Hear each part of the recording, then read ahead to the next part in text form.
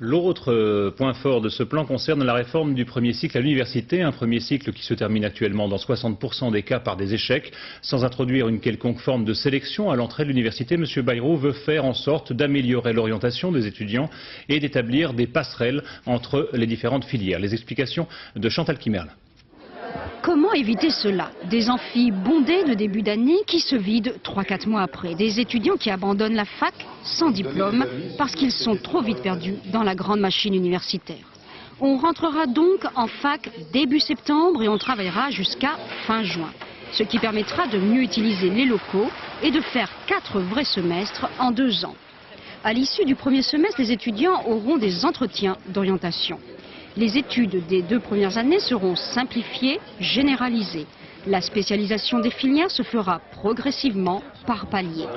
Avant l'université, les lycéens pourront passer 1 semaine en fac et vice-versa. Pour mieux se connaître, les étudiants iront présenter leur filière dans les lycées.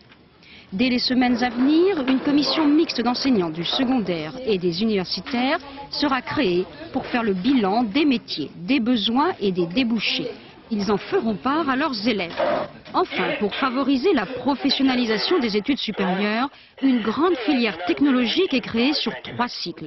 Cette filière favorisera les sorties de fac à tous les niveaux.